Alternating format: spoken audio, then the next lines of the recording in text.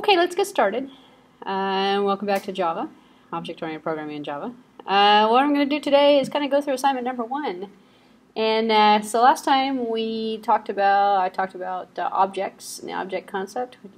We created Hello World and showed you how to create the files themselves using a text editor, taking the files using the Java C command, and compiling the files. Running the files. So what I want to do is demo Eclipse today.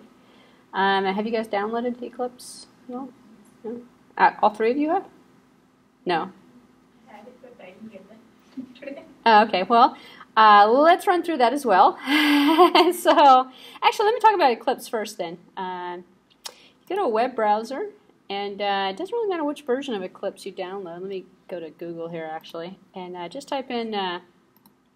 I've got to have web access, that's good. I'm going to type in download Eclipse. I actually have a YouTube video on this as well that will show you everything step by step. But I just want to make a few notes here. So Eclipse is E-C-L-I-P-S-E. It's an IDE that requires Java to be installed. So you're going to still have to install Java. Or C++ or whatever it happens to be that you're using. Eclipse will work with C++, Java, PHP, bunch of stuff. Android development, bunch of different, it's just the interface. And I'll show you that in a few minutes. So I would actually just do the one for standard. Here we go, Eclipse for Java developers. And I'm on a Mac system, which is why it's showing me the Mac options. You'll see ones for Windows options as well. You guys want to see the Windows install? Yeah. Okay, you want to see it? Okay, good. Let's bring it up then. I'll install it on Windows. I have a Windows Parallel here. So we'll customize it since you guys are here. It's user, what did they call that? Customer-centric teaching. So, well, let's just do what you want to do. How's that? Well, this is the most important part because if you can't get your... don't show this again. If you can't get your development tools installed, it's going to be really hard to actually compile anything or run anything. So I'm going to do the same thing I just did here in Windows. Out in Mac, I'm going to do it in a Windows prompt. And when I'm opening up here, if you haven't seen it on my computer yet, it's a Windows XP running in a Parallels desktop on my Mac. Yeah, it is. Actually, it's Parallels. In fact, while this is loading, I can show you. That's an older version of Parallels, actually. It gave me that little Parallels. Here we go. Company called Parallels, and it comes in handy if you want to do cross-platform kind of operating system compatibility on one computer. You install Parallels, and then here it is here.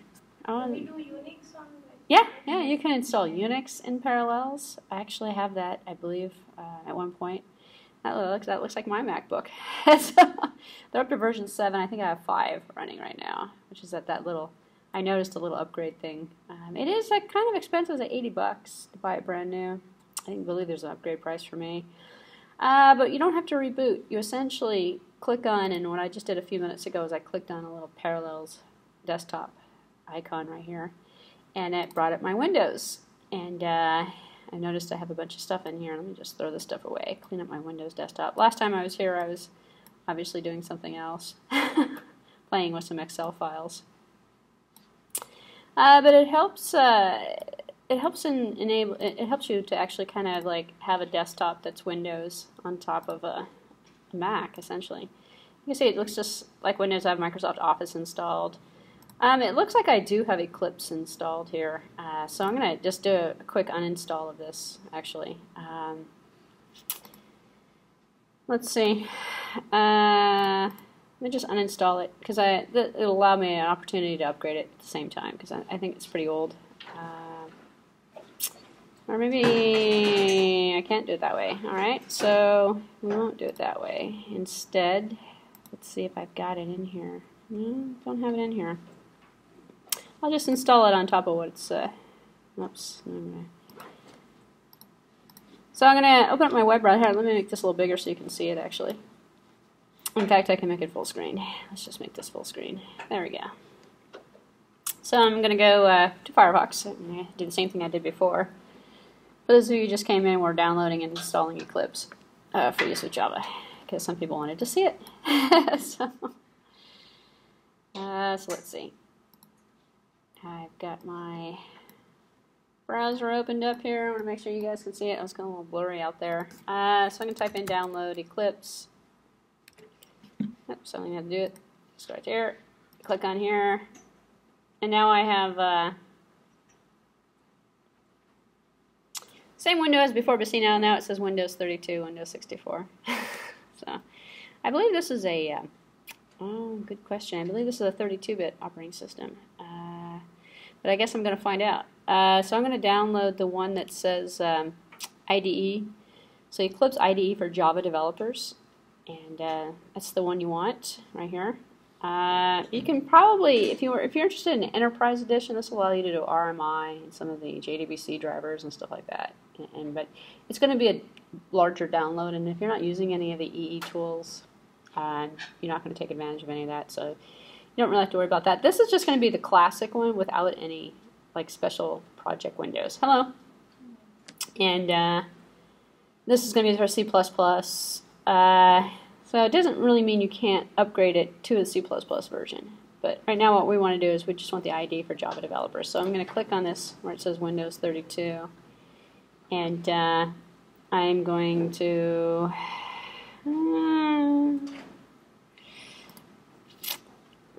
get it this way. And I'm going to save it. And hopefully it will save right here on my desktop. And that's why I couldn't do an uninstall on it, because it doesn't actually get installed. You actually copy it into a directory and then run it from a directory. So, in fact, I can probably see that it's right here. Program files. I probably stuck it in here. Java. Yeah, Eclipse. So what's going to end up happening when you install, and I have the JDK installed in here, I can tell, because I can see the JDK directory right here, and inside here I can tell I have got I should have a bin directory, and in the bin directory I should have Java C in here, and I do right here. So if you're running on a Windows platform and you've got Java installed, then you could theoretically go to a DOS prompt and type in Java C and come up with an error message because I didn't put the name of a file in there. And do the same thing that I was doing on the Mac last week, you can do on the Windows, essentially, and by using a command prompt instead of a terminal window. So once this downloads, it's going to create a zip file. I unzip it, I get an Eclipse directory. You take the Eclipse directory, put it anywhere you want, and you can add it to your path. Whatever directory, because I already have the Java directory in my path, my Windows environment. I stuck it in there essentially. So I'll give it a few minutes here. I'm assuming you guys have already installed Java. Oh, perfect. You guys over here installed Java? No. You have to get it from a different site. It's a totally different install than the Eclipse.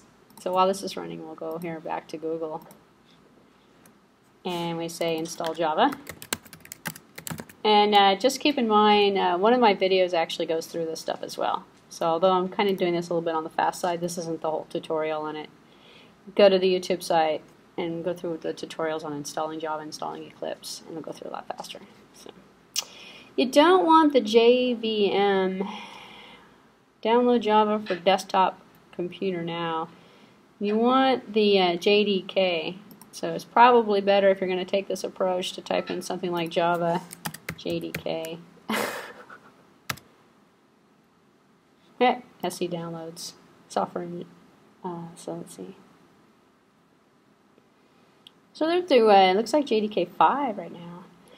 So when you get to this, the hardest part is figuring out which one you want. You probably just want the regular old Java if you're going to use Eclipse. If you do the Java with NetBeans, you're going to get another IDE called NetBeans, which I don't actually like. So I'm not going to demo anything using that. This other one's going to have a bunch of other tools, FX, and some of the JSP stuff, and some of the stuff actually has options for the database. There's a database bundle with this as well, which is going to be in your EE edition as well, along with a bunch of other extra stuff you need for Enterprise Edition. But you don't need any of that. You just need the simple Java download. So if you click on that simple Java download, you want to get the JDK that includes the JRE. You don't want just the JRE. The JRE is going to allow you to run programs. The JDK is going to allow you to compile programs. So here you go down and you pick the operating system. If I were going to install it, I'd click this one right here. Sorry, you must accept the license agreement, so I have to click on this here to accept it. And then I can click on it, and then I can install Java. And this is going to be a program that runs when you download it, install it on the desktop, you double click on it, it's going to actually run an install program for you. I assume nobody wants to see that, or people don't want to see that.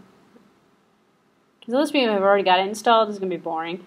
So those people who haven't gotten it installed, take a look at that tutorial. It's about 2 hours of downloading and installing, and it's kind of time consuming. So we won't hassle with that right now. We're going to assume you can get it installed. If you can't get it installed, send me an email message. I can help you get it installed, something of that nature. So you have to first install that Java and then do it. It doesn't really matter which order you do it in, but you probably should install Java first and then Eclipse second. I actually downloaded only the Java E, Eclipse E. Okay. I didn't do it any of this stuff.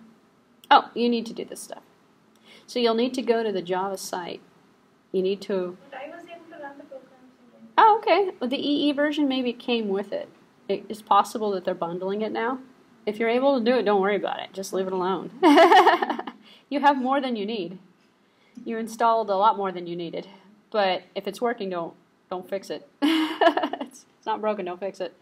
Because one of the hardest parts is getting Java to actually work on a Windows platform. Because if you haven't figured out, I don't know if you went through and changed your environment variables, or maybe it did it for you. If you're doing a flat install, you normally have to go to the control panel, go to System, click on the Advanced tab, go down to Environment Variables, and then in here you've got to add Java directory to your path. So you'll see it at the end here. Let's see if I can make this bigger. Oh, there we go. So you've got the program files, Java, I renamed it JDK instead of JDK.1. whatever. You have to add that to your path, actually. And then there's a class path you can set. Also in here, oops, I don't think I actually set the class path on this computer. I may not have had to. You don't have to do that actually if you're running with Eclipse. So, but the tutorial will actually, the video YouTube tutorial will actually run you through all of that, so you don't have to worry about that. Okay, so meanwhile back here, just to show you the Eclipse, I believe the download should have finished. Here it is, it did finish. So if I extract it, I get a directory. All you do is copy the directory into your location. So here I copied it out here. I put it in program files and I put it in Java.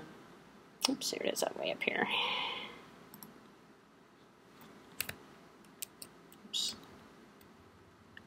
And I stuck it right here because this was already in my path. It was a little easier. And then there's one executable file out here, this guy right here. Just make a little shortcut for it, put it on the icon, put it on your desktop. You, voila, end up having Eclipse installed. And here if I double click on it, this little box comes up, and then let's see if we see what we get here. It actually loads slower, but this is a Parallels window. It runs a little bit slower on the Windows platform than it does on the Mac for some reason. Even on a non-parallel, even on a native system, it runs slower for some reason. I'm not quite sure why. Could just be, I don't know, program interface. So. And it looks like that. But I'm going to use it on the Mac, actually. I'm going to use it on the Mac side, where the Mac side, oops, that's not what I wanted. Let's see. Because it'll run a little faster for me. But the program actually will just compare the two interfaces. It looks fairly similar. Obviously the window motif is a bit different, so we'll take a look here. So this is an interesting way of demoing it because I have two systems running. So this is what it looks like on a Mac, which I have this full screen, but it's the same. It's really the same program. It's written in Java, actually. And then in terms of the parallel, it looks like if I made this big, it would look like that. So we're looking at the same menu options, the same program, essentially. So oops, I'm going to close this guy out because my examples are actually on my Mac side. Turn off my Windows and go back to the Mac side. But before I start in with that example, what I want to do is sort of kind of go through the assignment. If you came in late, we're going over assignment number 1 today. Everything you ever wanted to know about Hello World, creating your first program. I'm not going to do the whole thing for you, but I'll do a template and it kind of gets people up and running. And I'm going to do this for all of the assignments. So it's one of your benefits of watching the video or going to class. It's like you actually get help with the assignments. And the assignments are the biggest chunk of the course. So here we have assignment number 1. And last week we talked about the objects. So I want to kind of review those as we go through this assignment. We're going to write a temperature class. And this class is going to have 2 fields. So it's going to have 2 data members. It's going to have a temperature value, which is going to be a floating point number, and a character for the scale, which is going to be either C for Celsius or F for Fahrenheit. It's going to be temperature. And we're going to make sure that the 2 fields can only be accessed through the accessor methods outside of the class. So what does that tell you? They're going to be private, yeah. So we're going to make those 2 data members private. And we're going to have a constructor. And I'm going to talk about the constructor today as well. And it should have 4. We're actually going to have 4 constructors. So 1 for each of the instances of the field. So we're going to assume 0 degrees if no value is specified for Celsius, if no scale is specified. So it's going to be 0. 1 with 2 parameters for the 2 instance variables and a default constructor, let's say, for to set the 0 degrees Celsius. So we're going to basically populate these data members with values using the constructors, and we'll create 4 of them. And then we're going to have some methods. So basically what we're doing is just creating a single object called a temperature. So the methods, we're going to have 3 types of methods. We're going to create 3 of them. The first one, we're going to have 2 methods to return the temperature. One is going to return the Celsius, the other one is going to return the Fahrenheit. And we're going to use the 2 methods to the following formulas to write. So we're going to have 5. You don't have to remember the formula. So we're going to have the calculation to take the degrees in Fahrenheit minus 32 and divide by 9. So little classic formulas. And actually, I'll leave that to you to figure out in terms of putting that together. I won't do that part for you. We'll just create the template for it, essentially. And then we're going to have 3 more methods to set the fields. Set the Fahrenheit, set the Celsius, set the temperature itself. So one to set the C or the F, and the other one to set the temperature.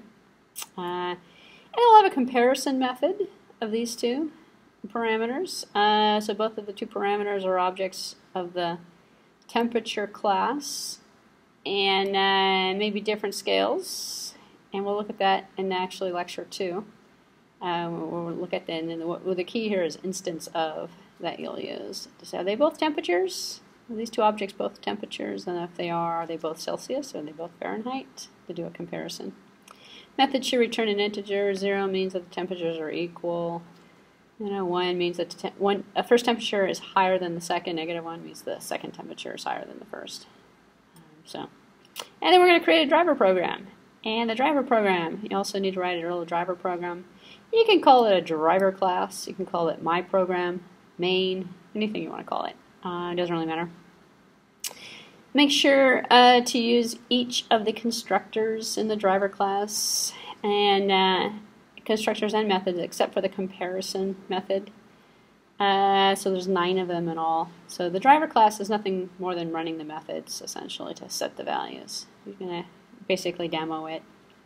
After the object construction or string setting, immediately print out the stuff to the screen. So you'll have a to-print maybe class or something. And here's the design. So design the driver program in the way that when you run the program, if you don't have or you don't provide any of the parameters on the command line, the program will just print out some information required. You'll say, like in the old days where it said, you ran the program with the wrong syntax. You have to type in Java space the temperature space Fahrenheit or whatever. So what this is going to do is kind of allow you to take the command line parameters and parse them. And I talked about that last time as well, and put them into the program and then use them for one of the constructors. If you don't do this, no problem. You can hard set it if you want. The main focus of the program is to get you to create an object and to use the object in a driver program. So this is trivial. I mean, it's something where it would be nice if you could implement it. If you don't implement it, I'm not going to take off any points. That's what I'm saying. You can hard set the values. So you just type in the name of the class when you run it, and it runs and it does its own thing without any input from the user. But if you can, if you have the time, it might actually be a good idea. So if you compile Java, you can type it by running it with 2 values here, essentially. Program should print out 0 to the screen after all of the information required is printed, since they are equal, to see if they're equal. So, hint you can get from the command line string arguments. In fact, that's actually demoed in last week's lecture, getting the command line arguments. So you need to convert them, and you can find a lot of that stuff actually. But you'll need to convert it the strings to numbers, to floats. So the number of parts into float numbers and retrieve the characters for the scale.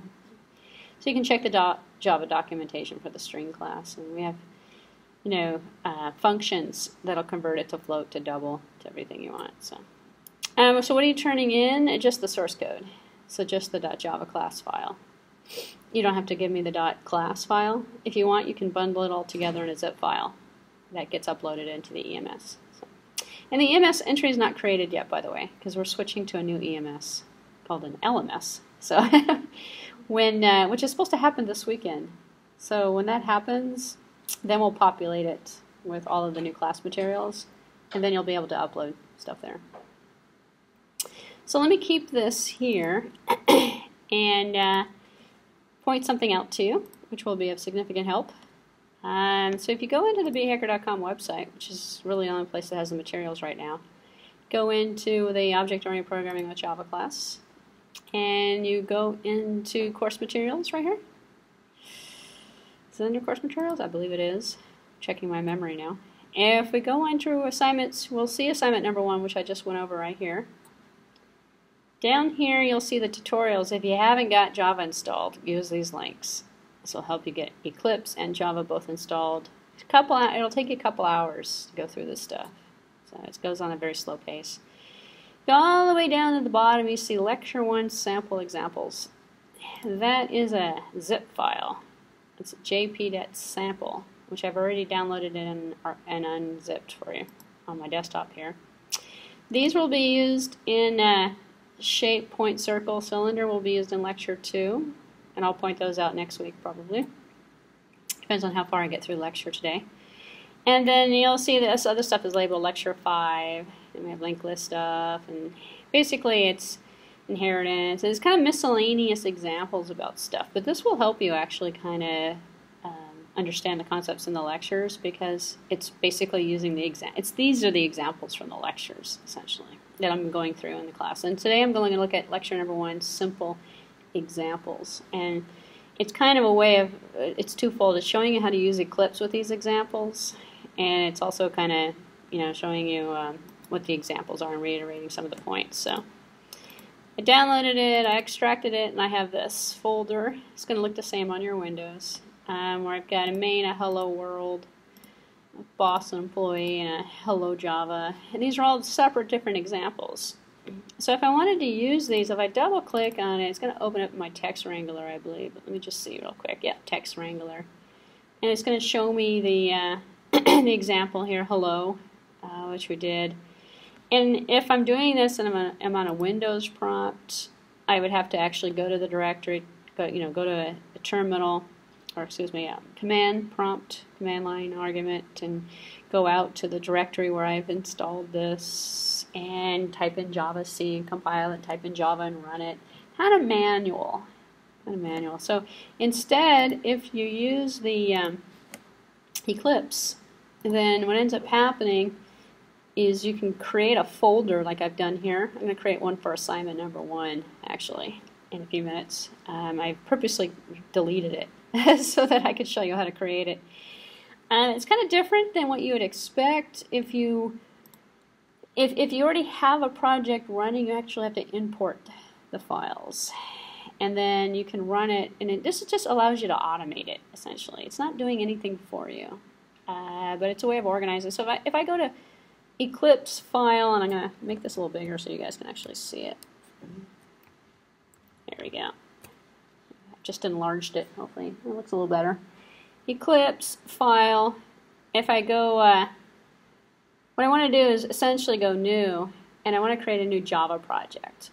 If you have the Eclipse version for EE installed, you're going to get different options here. If you've got, in fact, I have JUnit still in here. I had the Android stuff in here too, but it looks like I haven't updated my Android SDK. So, and it's having problems because I just updated my Eclipse. So long story short, I'm not going to see this, but it would show like Android project, C++ project. All I see is Java project here. So I'm going to select Java project. What it does is basically creates the links for you and says that this is going to use the Java JVM, Java JDK, excuse me, and not the C++. Now, if you wanted to use this for C++, you'd have to install GCC or G++, which is a command line, sort of similar to Java if you think about it. It's the GNU free free C++ compiler, and it installs in Windows, installs on the Mac, same kind of concept. And I believe it also works with some other like Turbo C compilers. But don't quote me on that. You'll have to go through the documentation on the Eclipse website to see which compilers it's compatible with. But this is just a front end to the compiler, running the command line interface for you. So I'm going to call this assignment number 1. And that's going to be my project name that's going to appear in this project window over here. And I'm going to basically, I'm using the SE 1.6 version. If I had more on here, which, I do actually. I think I'll just leave it on 1.6 right now, though. Depends on what I have installed. I have 1.7 in there. Must have done the update. So I'm going to leave it on that. I can actually, change the options of it. I'm just going to leave it on the defaults, and then I'm going to say finish. And what this gives me is probably going to be an error message because of my Android project. But let's see. No error message. That's good. Oh, here's the error message. You're not going to get this Android SDK verification. I'm going to get this because I uninstalled it because I was upgrading and I haven't finished it yet. But now I have a folder here. It says assignment 1 on it. So what you can do actually, and you'll see this, this is actually stored out. You could just take the whole directory if you wanted to and zip it together, send it to me, and there's your assignment if you want to do it this way. Or you could just send me the .java files. So we're going to have the support for the JRE and all of the Java files that are included. This you don't really have to be concerned with, this JRE system library. These are going to be all of your includes essentially. All of the things, and I've got some packages in here that are kind of configured differently. Your package list might look a little different. If you go into here under source, what you're going to end up with at this point is nothing. Oops, hello. Yeah, it's an empty directory. Because I actually haven't done anything yet.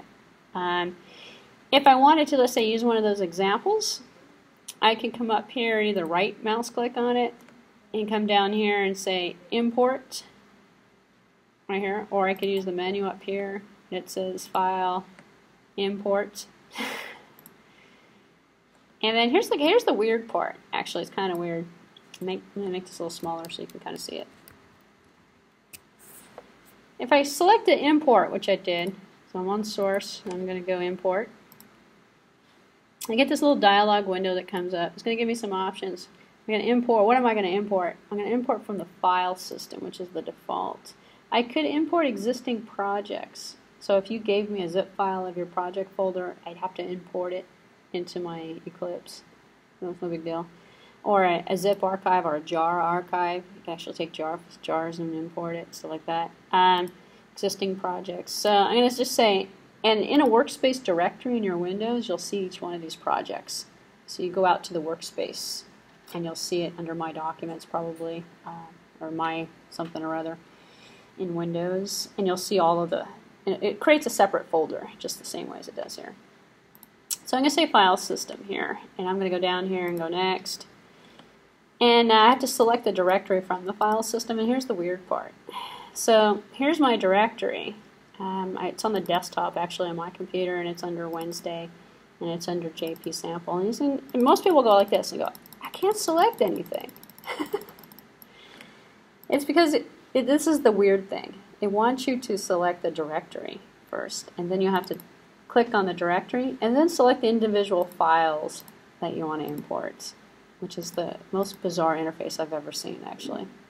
Normally, it would just automatically take you to the files and select the files. No. So a lot of people kind of, I've had a lot of questions on this in the past where you're like, I can't import it. It's always grayed out. Bring it in here.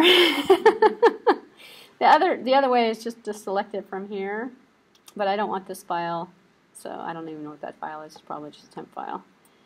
And here I'm going to put it in, and this is the interesting thing. Just go ahead and put it in the source directory, because it doesn't really matter. You can make another directory if you want. You don't have to call it source actually, but it's kind of common to put it in source. Some of the drivers out there, not drivers, APIs are looking for it in a certain directory. So when you install the API, it's going to look for the source directory. If it doesn't find it, it's going to complain. So click Finish, and if I go back out here and I look in the source directory, I have my default packages, and here's boss, employee, hello, hello world, and Java. Those are the ones I got from my website.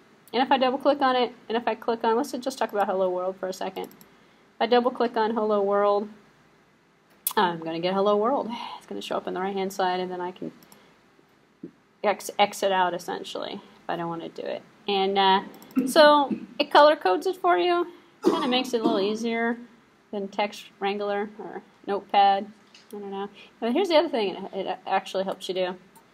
So let's say I want to run Hello World. I right mouse click on it, and then I can come down here and say Run As, and I'm going to run it as a Java application. If this were an applet, it would say, well, do you want to run it as an applet? It would actually bring it up in an applet viewer and show you the applet running. If I just say run it as a Java application here, it will compile it for me. And then the output shows up in the console. So the bottom part of this window, let me zoom this out for a second so you can see what I'm looking at. This console window on the bottom is sort of like your DOS prompt or your terminal prompt. It's going to show you the output. And so to review some of the basics we looked at last week, I have the file with a capital H. Let me make this bigger again. Here's the file with a capital H, capital W, because in here I have a capital H and a capital W. If I change this, rename this file, I'm going to get an error. So that's number one, you have to make sure that the name of the file matches the class that's defined inside of it. Here, to review a little bit from last week, we're just taking and doing a system out hello world. So this is probably the easiest class that you'll ever create, which is the first object that we talked about last week in terms of lecture number 1. And the class doesn't really do anything. We don't need a main driver program for this. Instead, we just had the class have main. And we can have a class without main and not use a driver. And we can create what's called a main if we wanted to. We don't have to call it main. We can call it anything we want. If I bring up main, we see this class here is going to make some instances of other classes, and it's going to run, and this is kind of an inheritance example, but it's going to run, and I'm going to talk about inheritance in a few minutes. It's going to make a couple instances of classes, and then it's going to print some stuff out to the screen. So it's when I run this, it's going to run. In fact, let me just run it. If I run this,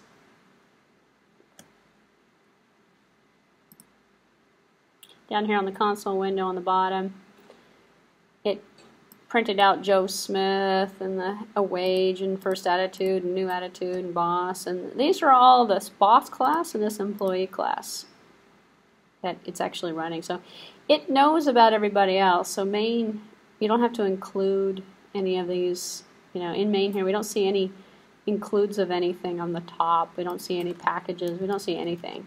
I just see public class main. And it's using employee, and it's using boss. And employee and boss are coming from here. Boss and employee. And one is actually inherited from the other. And what I'm going to do is kind of just show you the inheritance, and then I'm going to start the lecture and show you what's being referred to as that. But before I do that, I want to go back and kind of show you what it's meant by some of these in the assignment. So if I build the assignment, actually I'll just take hello here. I'll build it from hello, actually. Not to give the whole thing away.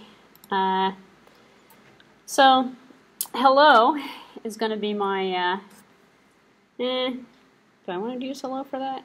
Let's see, I'm going to use hello. Yeah, let me use employee for that. Let me talk about employee for a second. Actually,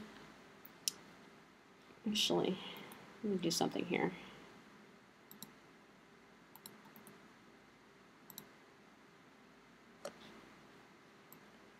What am I going to call this? I'm going to call this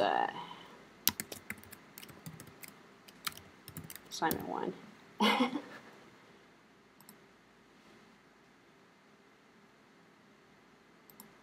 Oh, I didn't put it in here. Put in the default packages,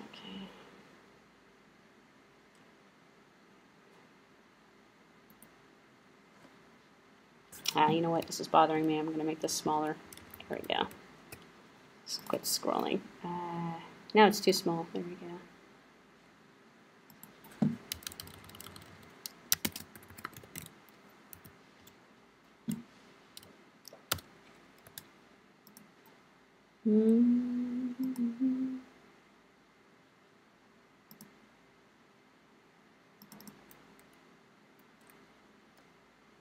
Oh, bummer. It's because I'm editing this one.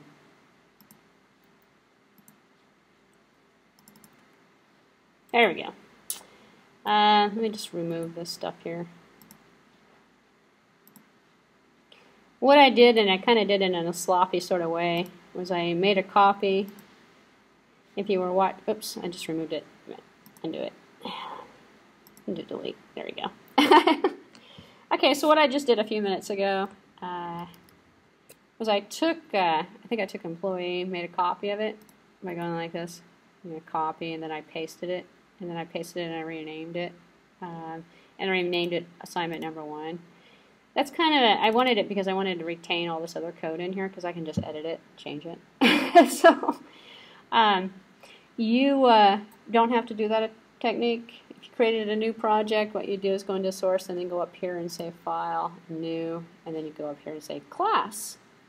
And you can create a blank. If I did this, file, new, class, and then I can get, you know, well, I want to put it up here under assignment 1 source. What do I want to call it? I'm going to call it, I don't know, my class. And then I can say, do I want it public, or do I want it default, or abstract, or final? We only know about public right now because we haven't talked about abstract yet, or final. Do I want to inherit abstract methods? I don't have to pull that out if I wanted to. I can just say finish, or I could leave the defaults. And then what I end up here is a new one here. It says my class, and it gives you the template for the my class. The interesting thing about this here is, as well as if I click the arrow next to it, it'll tell me all of the methods. Here we have, and all the attributes that are associated with the methods. If we expand it out, make it bigger. So if I worked up here, you know, this is a working class actually, has an opening and closing bracket. I'm not going to get a compile error at all. So let me go back to assignment number 1 here, because I'm going to kind of use this as a template. And I want to make sure I close this, because what I was doing a few minutes ago when I was changing the name, I was working with the wrong opened. See, the tabs are kind of deceiving you, and this is another thing you'll run into, is you'll have many of these things open, and you'll be editing in the wrong one, which is the wrong file. So I do that all the time, which is why I just naturally just shut these other ones and only have one file at a time opened up. So let me go back, and I'm gonna sort of build assignment number 1 to show you what I'm talking about. And in the meantime, I'm going to use this as an example to kind of demonstrate some of the features in terms of what it is we're working with. So assignment number 1, which I still have out here, says we're going to create a class and it's going to be called temperature. So I could go ahead and change it to temperature. Actually, that's not a bad idea. Let's just go ahead and do that. And it's going to have two fields for temperature. It's going to have a floating point number and a character for the scale. So I could have a number and a scale as two data members that are going to be part of this particular class. So let me go back to Eclipse. Here we go. If I wanted this, let's do this here. I'll just call it temperature. If I do that, I'm going to get an error message. And this is the other interesting thing I sort of want to demo with Eclipse as well. So I decided I didn't like assignment number 1 here. I wanted to call it temperature. And so now it's going to complain. If I hover my mouse over, or actually I have to click on it, I guess, it's going to give me a couple of options. And I've got this little light bulb that comes on, so it's a warning. Now it's an error actually because it's in red and I've got this little box here. It's going to give me a couple of options to fix the problem. The one that I want to take is I'm going to rename the type of the class.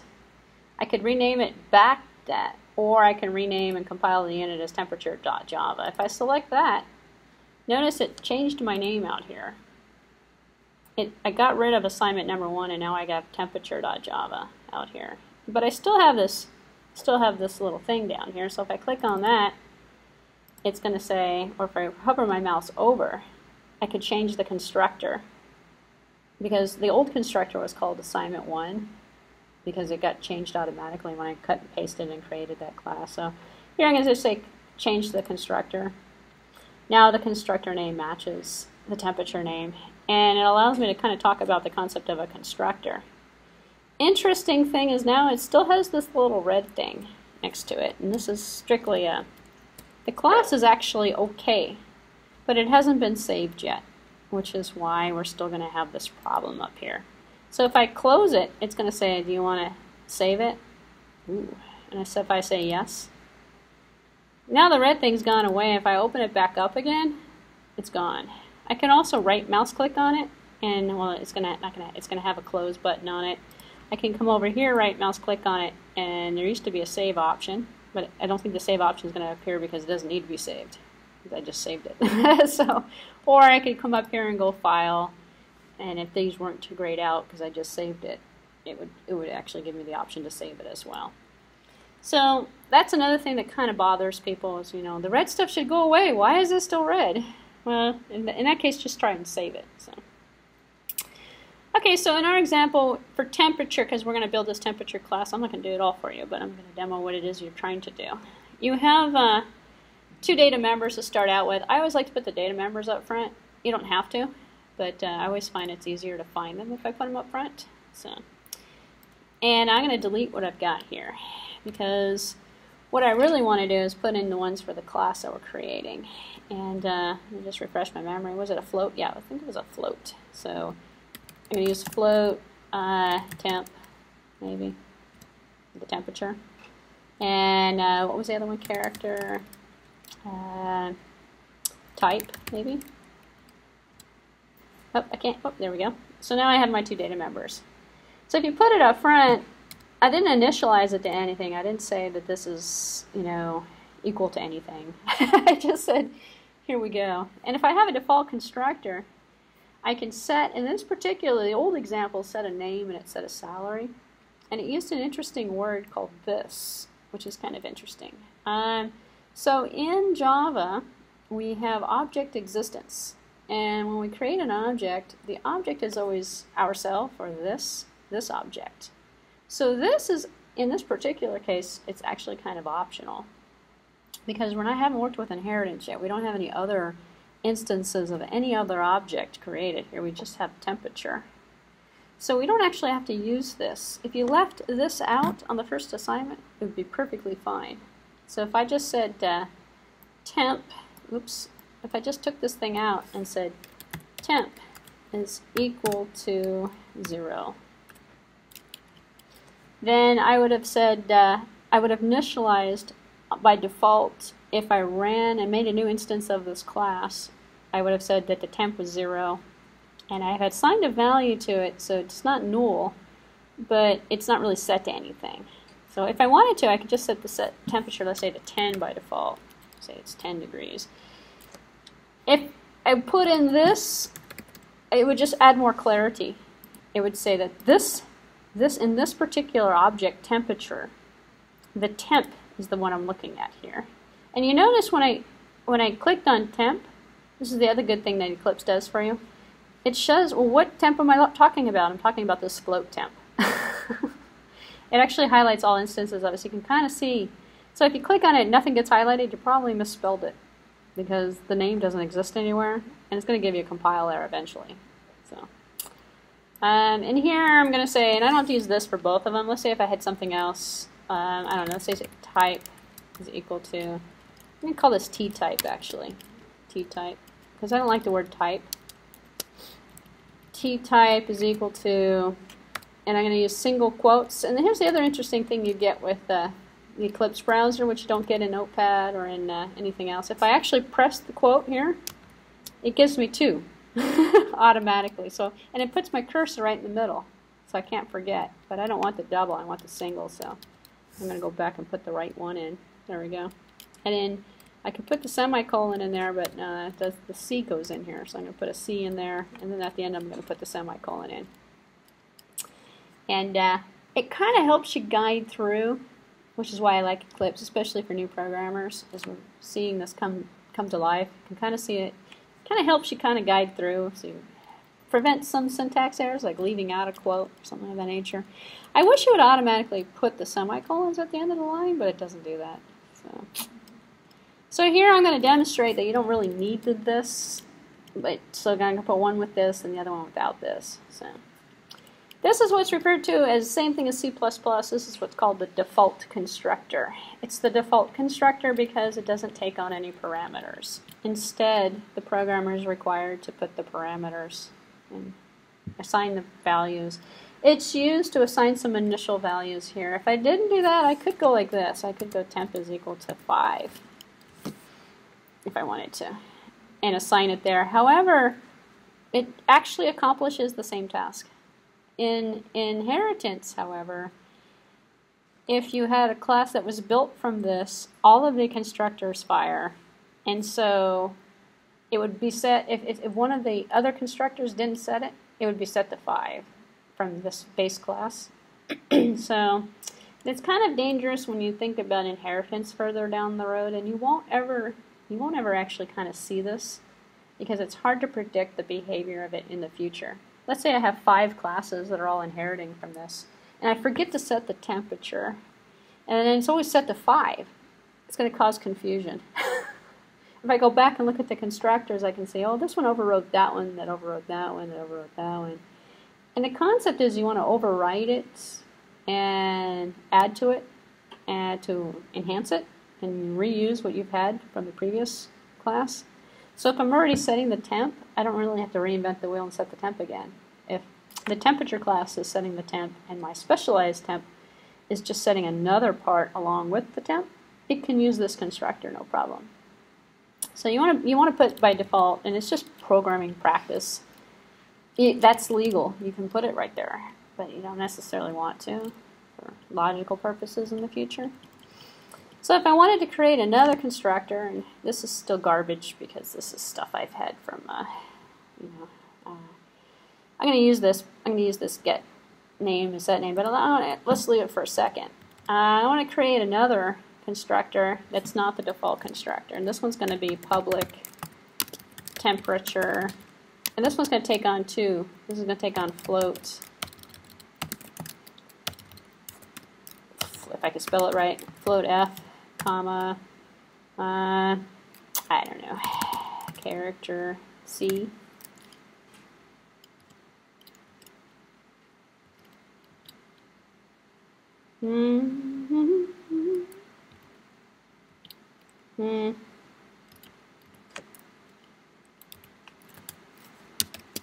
Oops.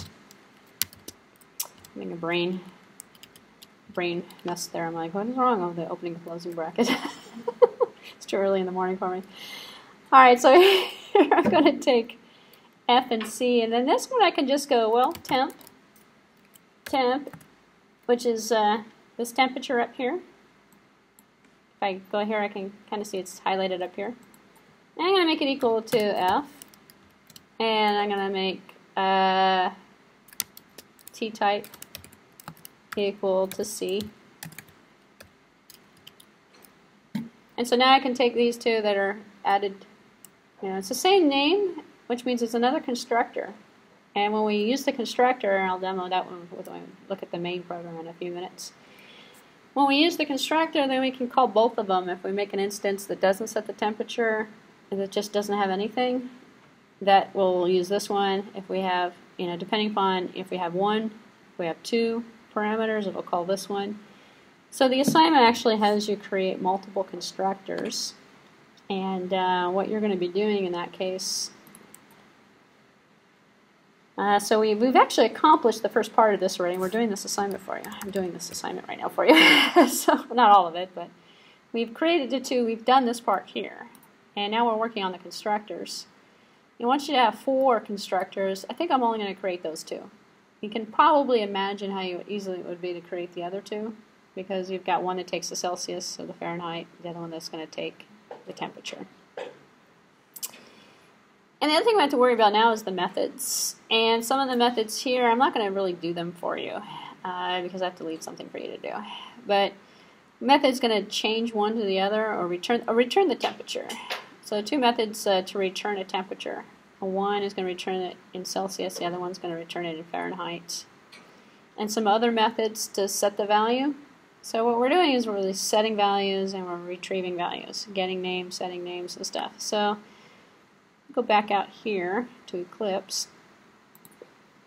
And so this is going to be 1 constructor, it's going to be 2 constructors. You add a couple more constructors. And then here now we're going to say, let's say get, I'm going to change this method here because this is left over from when I cut and pasted that employee. I'm going to say get type. Get type. And this method is going to get the type whether it's in Celsius or Fahrenheit. So this could return, let's say, the character. The character is already a string, so I don't really have to worry about it. It's already going to be a character. It's going to show up as a character on the screen. So I'm just going to say return. And this should really have been. Yeah, I could convert it to a string, which is what we've done here with the salary down here from the old example. But let me just do this here. I'll do this for sake of making it consistent. T-type dot toString. The toString method is going to be your friend, actually. What did I do here? Did I misspell? Well, let's see what the error tells me. The error tells me can't invoke toString on a primitive type character. So I can't use that method. So instead, I'm just going to type. It's already a primitive character, which I never had a need to. And I had to change the data type to character to say I'm going to return. And this goes back to probably what you learned in C or C++. And this is nothing more than a function if you think about it. The type of the function has to match the return type, which is the same rule you get in Java, essentially. But it won't allow me to do a toString on it because it's already in a character format. So it's already converted. The toString method down here, what this toString method is doing is taking a number and it's converting it. So here if I put in the number temp, because that's what we get now here, can't invoke it. Wait a second, it's temp. Temp's a float. Let's see. Float. Well, not quite sure why that one's not working then. The toString string temp. Good question. Good question. Let's leave it out for right now, and I'll figure out why that's not working in the future. It should. This toString method, however, should convert it if it's. What was it before? Let's make it a double. Let me just play around with this for a second.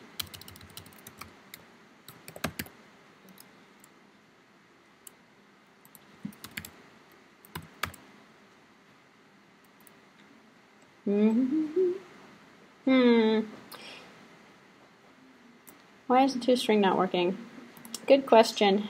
That has to be stumped.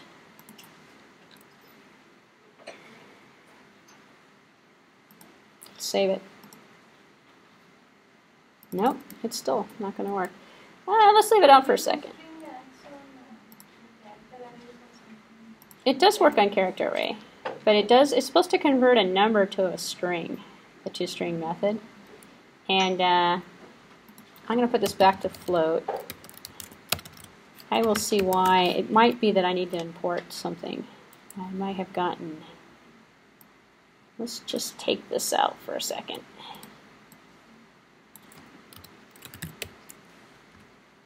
And this should give me a message that says, change the method type to float, change the type, no, that's going to change my type to string, which isn't going to work. So I'm going to undo that. We'll leave that for a second, actually, here. We just won't. We'll just take this one out for a second. Kind of stumped as to why that is actually giving me an error message, because toString generally converts numbers to strings. It could be that I haven't, oops, there we go. It could be that I need to import a package. I'm using the wrong version of it. We can actually return string.value of the float. Yeah, the string.value. Yeah. Let's wait actually on that because I want to go over some other string options. We haven't actually talked about the string class yet, so I don't want to confuse anyone who's just now trying to get just the concept of the object and how to run it. So let's save the string. Next week I will bring in some string examples and correct that for you. Yeah? Why do we have the public for the constructor and the method? We don't actually have to put that in there, but we put that because the name of the class is, the type of the class is public to begin with, so we've just carried it on to the public for the constructors. In C++, I don't believe you can do that. I think it's always, yeah, you don't do that. But in Java, you can. And it's just because the type actually has to match. You could leave out public altogether and it would be assumed to be public. Or you can it's just more standard to see it put in, actually. You don't actually have to, is what I'm saying. But it's common practice to put it in because then you know it's public. And the constructor access method has to match the class access method. Because when you... It could be private. And then we would have private constructors. If it's public, it can be used and seen outside of the class. So in the driver program, if it's private, it can only be accessed inside of the class, which kind of defeats the purpose of a constructor, if you think about it. So you may always make it public. If it's a class and it's private, means that only inherited classes, well, actually no, inside of the class, only things inside of the class can actually use the class. And by default, you're not going to make it private. You're going to make it protected, and then you're going to make it so that only classes and then the inheritance can actually use it. So, for classes themselves, in order to make them, usable outside of protection, you'd probably make private methods inside of the class, so that only in through the class itself are you going to be able to modify one of the data members. So.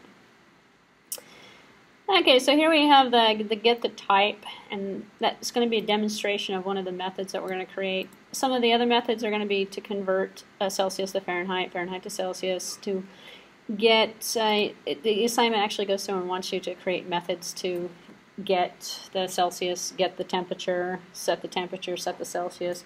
It's kind of tedious, actually, but it's kind of a drill to kind of just get you to create a bunch of methods. What you call the methods is totally up to you. It's standard to use the get and the set. Here's a get. If I used a set, I would say public, let's set the temperature, float, set temp,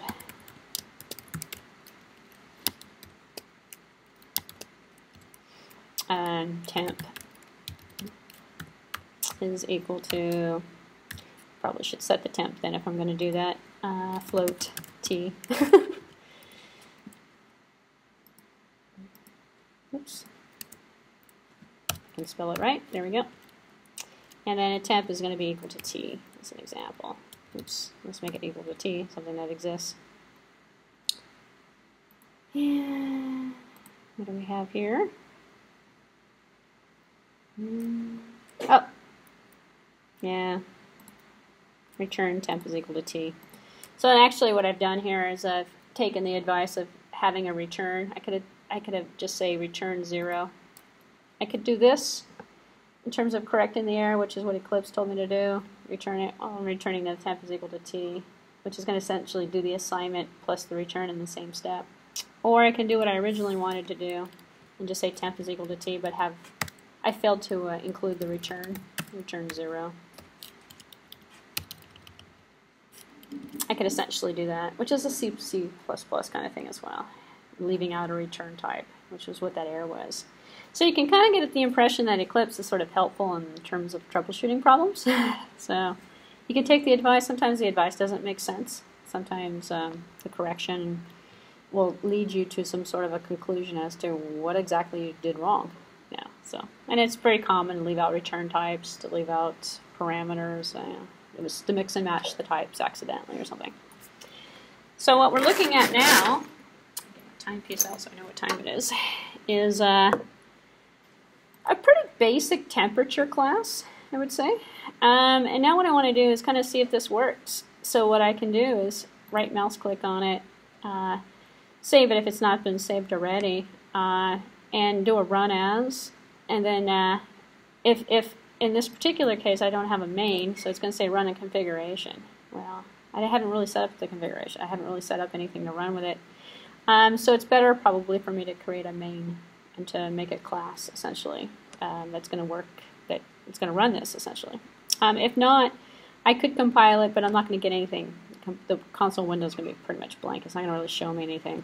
So I'm going to go back. I'm going to reuse this main program that I have out here from the example, and you can pretty much do the same thing if you wanted to. And here I'm going to thinking maybe I want to redo this in the future. I don't know. I'm just going to comment out some of the stuff in here that was for the other class. And this is kind of typical as well, to come up with a sort of a generic main and use it sort of just to exercise the classes to make sure the classes are working correctly. And a lot of people use JUnit for it, actually, to automate, and it's a unit testing kind of thing where I've built a class, but I haven't seen it run yet. I haven't seen anything happen, so I'm going to test it, essentially, which is what I'm doing for the purposes of this main. And I'm going to proceed by just kind of, let me just, I guess I could just delete it, but I'm going to comment it all out. Saves me from having to retype in the future. So I'll put my new code up here. So one of the things I'm going to need to do is make an instance of this object in order to see it run. So I'm going to say temperature, because that's the name of the class. Temperature, my temp is going to be equal to new temperature.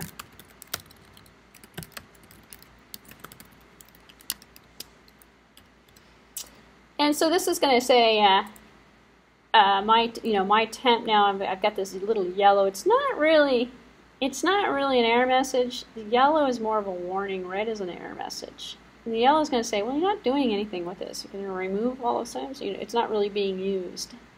You can leave the error messages, or you can do this unused my temp and put like a suppress the error message. It's saying, well, it's unused. Well, I'm going to use it in a few minutes. So I don't necessarily need to get rid of that error message. But that's actually not going to cause you any issues at all. I make this a little bigger so you can see it. So now I can say, my temp dot, what did I have in there? Well, this is the other good part about Eclipse, is that it's going to show you all the methods that are available for temperature, because my temp is an object of type temperature. So I can say get type, well, we can't use the equals yet or the modifier, or some of the other things that might be associated with my temp as an object. Some of those things weren't actually in the class, but they were inherited from object. So the interesting thing is, even though you can say my temp.get type, and it's going to come back and say, well, it's temperature type object, or you can say set the object. So if I go into, if I click on my temperature tab, I can see I have a get type is going to return the type. If I do that, I'm going to probably want to print it to the screen. So I can go here, let's say for example, and just say maybe system out dot, oops, I don't want to do that. System out dot, let's say print line and get type.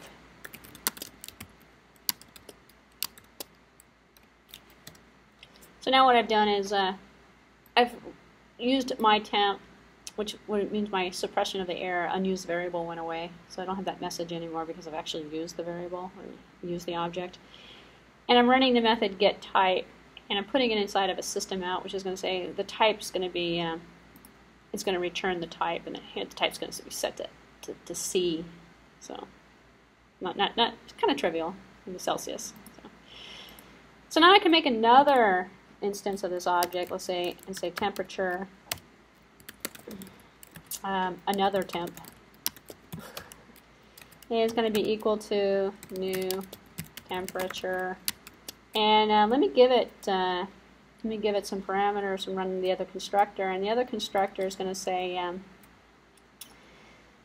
a float comma a character. So I'm going to set this one to Fahrenheit. I'm going to say that this temperature was 12.5 comma F for Fahrenheit, and I'm going to call it a temperature. Oops. And what did I do wrong? Remove argument to match temperature. No, change constructor to float comma character to temperature. Oh, double. How did I get double in here? This was float.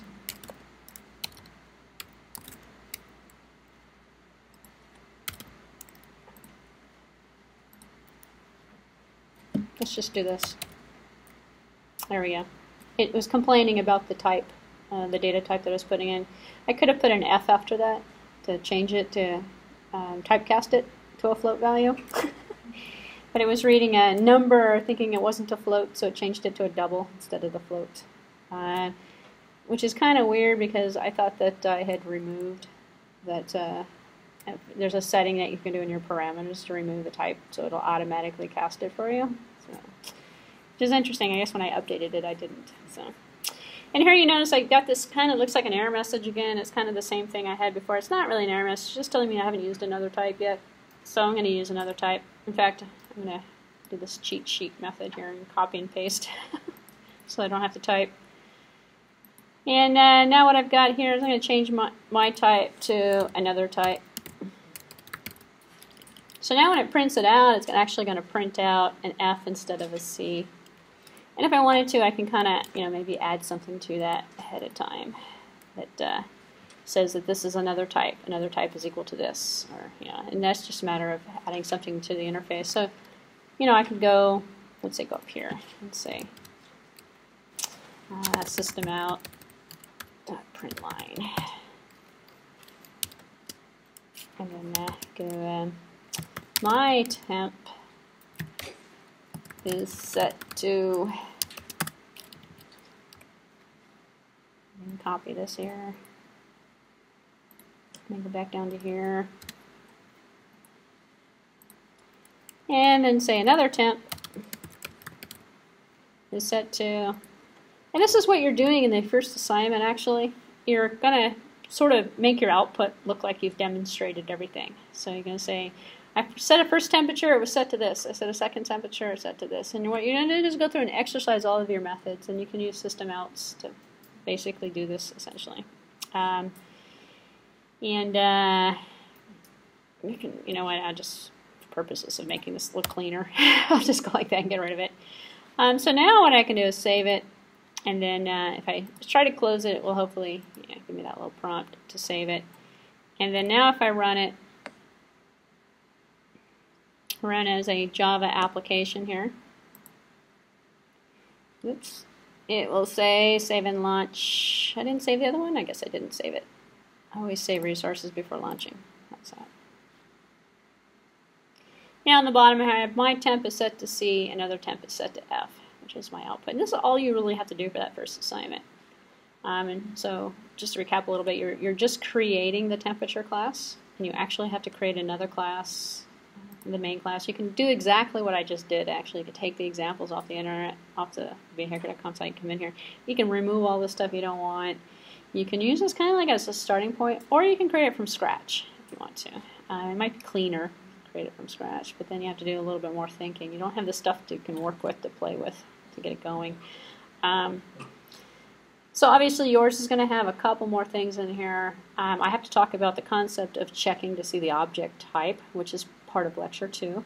And I'm also going to bring in, I think next week I'll bring in some string examples and go over that stuff as well to see essentially how that works. There's a toString method that will convert this number, so when you print the number to the screen, you can actually do it in a toString method inside of the class, or you can actually do it out in main. You can take the number, it comes out as a float, convert it to a string, or make it part of the system out call as well. So, questions about the first assignment? I've done everything but practically write it for you.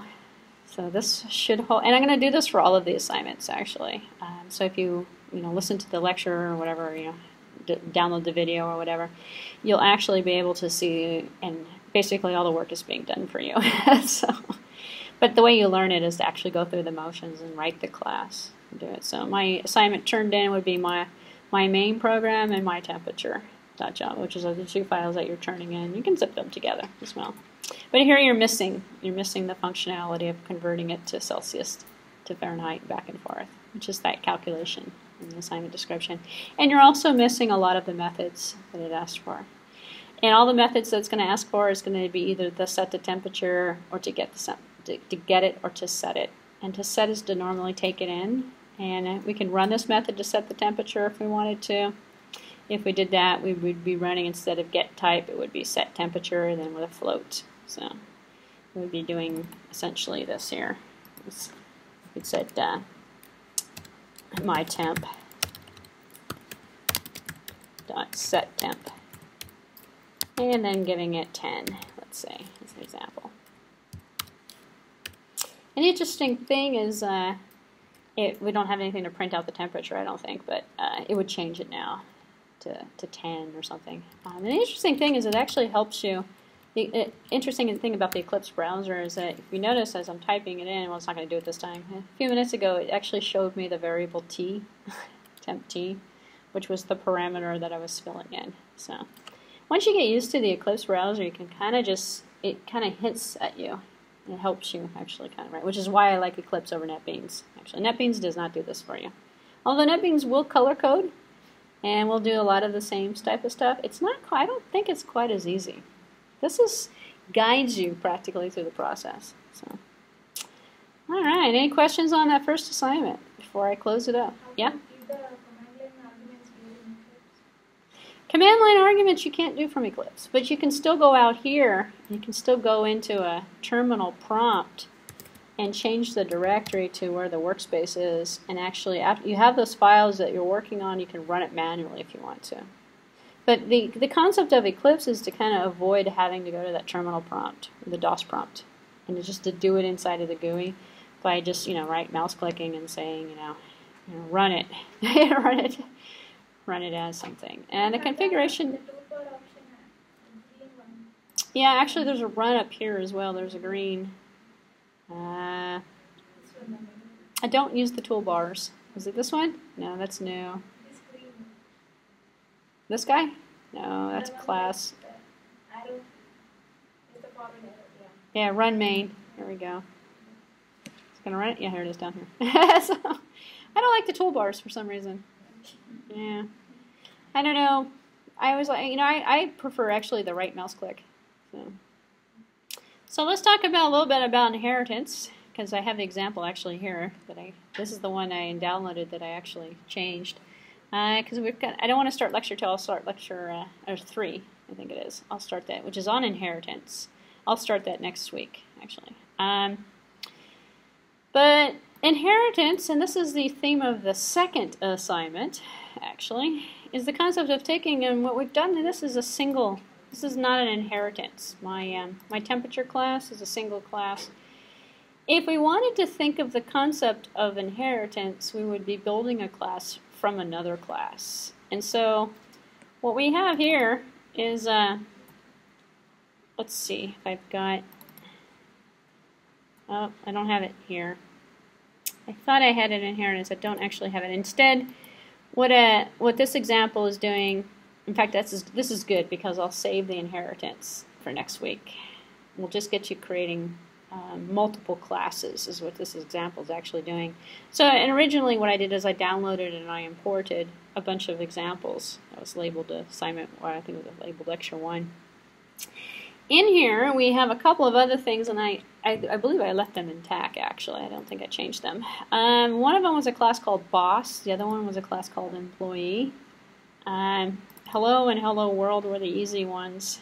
It just basically took and was a single class with a single main inside of it, which is sort of the demonstration of the single program unit kind of concept. And if you think about it, hello world and hello, these two examples, are sort of equivalent to a C program when everything's all in one file with the main already in there.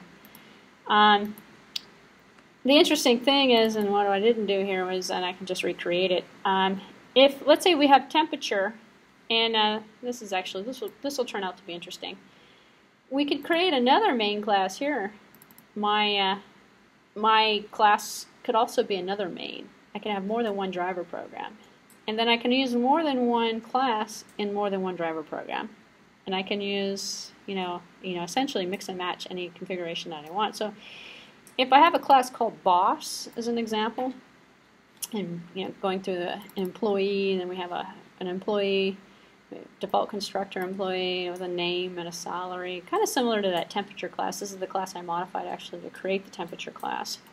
It doesn't have very much to it. It's just get name, get salary. And then here I have a boss, which is essentially name, a salary. He has an attitude, and he has a level, boss level, management level. And he's pretty much the same. And these are two more examples of essentially generic temperature classes.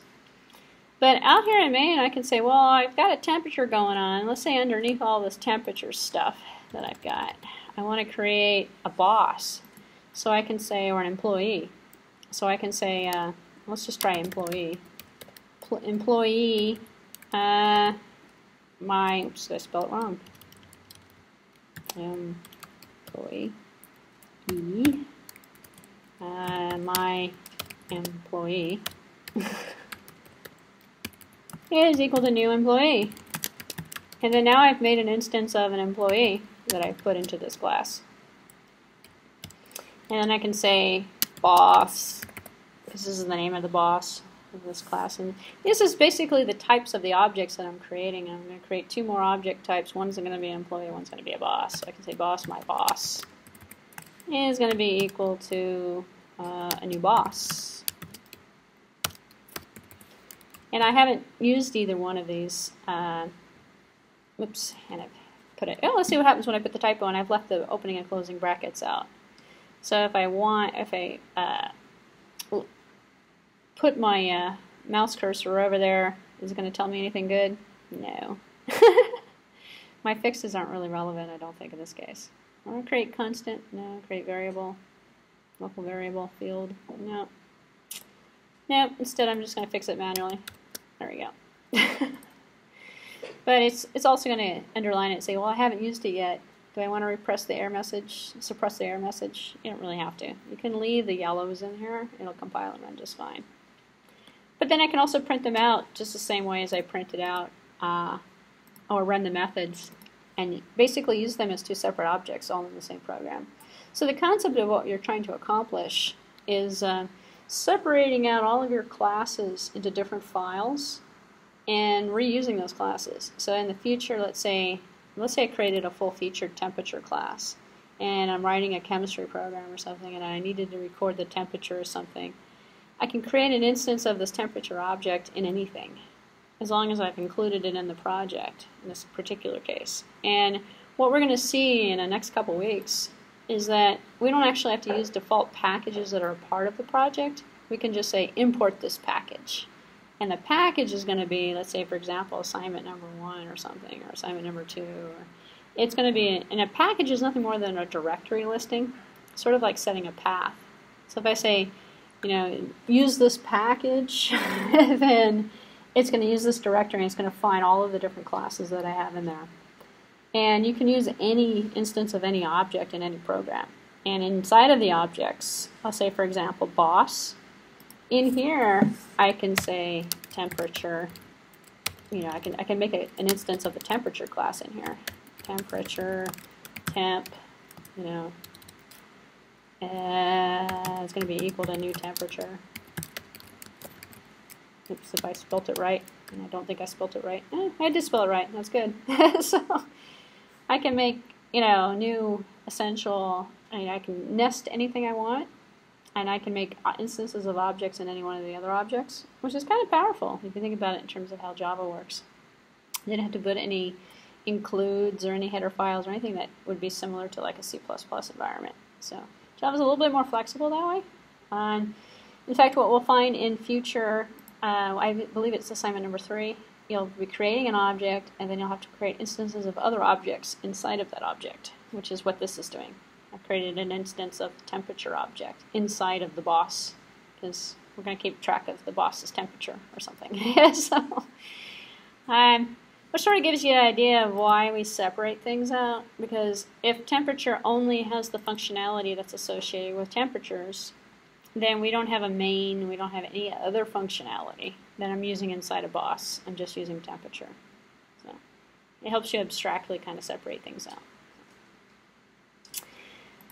Well, I didn't intend to just do examples all day, but that's how it worked out. So next time, we're going to take this a little bit further, and your homework is to do that first assignment, actually. And after what I just demoed, you should be able to at least get half of it done, if not all of it.